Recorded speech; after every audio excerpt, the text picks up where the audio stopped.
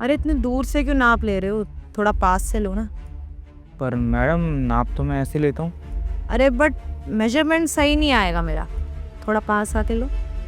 ठीक है।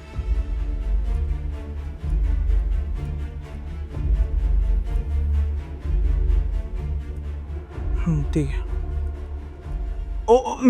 मैडम क्या हुआ आपको? हाँ, कुछ नहीं। अरे वाह, टेलर होके काफी अच्छी बॉडी बना रखी है तूने। वैसे मैडम पहली बार तारीफ करी किसी ने मेरी। देख कितने प्यार से बात कर रहा है तू तो। लास्ट टाइम जब मैंने तुझे ऑफर दिया था तो बहुत गुस्सा हो गया था। वो क्या है ना कि किसी भी लड़की ने मुझे पहली बार ऐसे बोला था तो मैं घबरा गया था। अच्छा, तो अब तो किसी बात की घबराहट नहीं है ना? नहीं मैडम। तो कमरे में चले। चलो। चेतना, तुम इस टेलर के साथ अंदर रूम में कहाँ जा रही हो?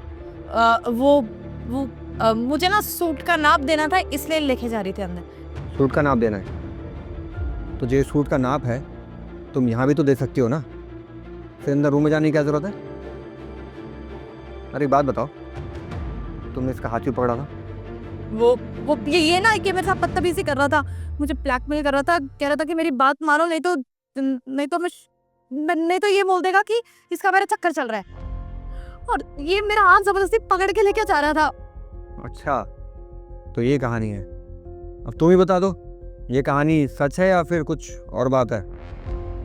सर कैसी बातें कर रहे हो, आपको सब पता ही है। हाँ, वो तो मालूम ही है मुझे। क्या क्या मतलब ये कि मुझे सब पता है कि यहाँ पे आखिर चल क्या रहा है। अरे एक मिनट, क्या है यार ये? तुम हमारे अपार्टमेंट आते हो लेकिन हमारे घर नहीं आते हो, और ना मेरी बीवी का फ़ोन उठा रहे हो। तुम्हें पता भी है कितना परेशान हो रखी है वो, उसका कपड़ा ऐसे पड़ा हुआ है। अरे नाप लो, उसका कपड़ा सिल दो ना। देखिए साहब, मैं आ तो जाऊँ पर मेरे पे काम का इतना प्रेशर है कि मैं आ ही नहीं पाता। अच्छा, काम का प्रेशर है ना, बट अभी तो फ्री हो ना, चलो नाप ले लेना उसके कपड़े का। नहीं साहब रुकिए, मेरा अर्जेंट कॉल आ रहा है। अरे भाई, बात क्या है? हम कम पैसे दे रहे हैं क्या तुम्हें? नहीं सर, दिक्कत पैसे की नहीं है, पर मैं आपके काम नहीं कर सकता हूँ। अरे भाई, पर बात क्या हुई ये तो बताओ मुझे, दिक्कत क्या है? दिक्कत है आपकी बीवी। मेरी बीवी? क्या किया उसने? मैंने ऐसा क्या किया? तो सुनो, एक दिन आया था मैं।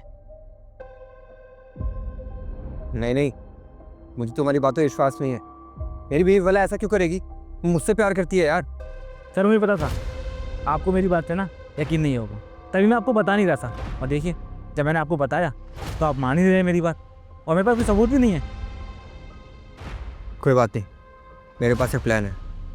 प्लान? तो मैं बस जैसा बोलूँ तुम वैसा करना, उसके बाद पता चल जाएगा कि मेरी बीवी सही है या गलत। समझ गए? ठीक है साहब।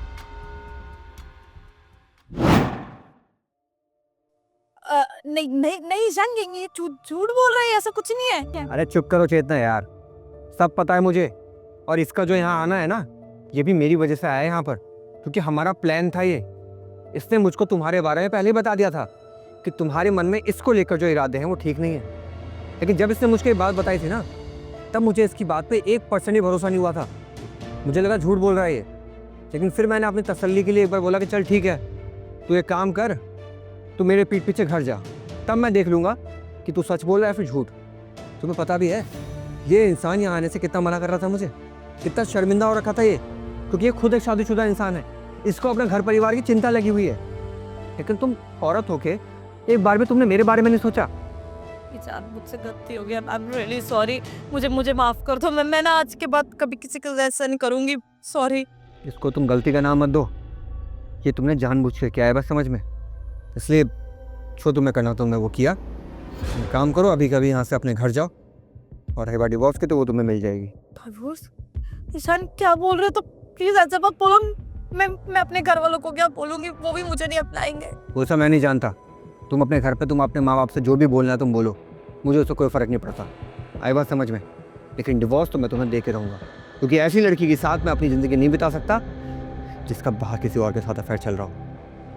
तुम जा सकते हो यहाँ से। ईशान, बोला ना निकलो।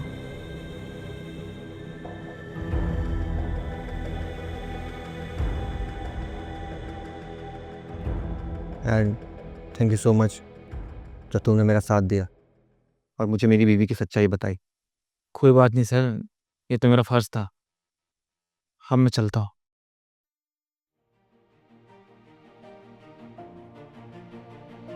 ध्यान रखिए। जी।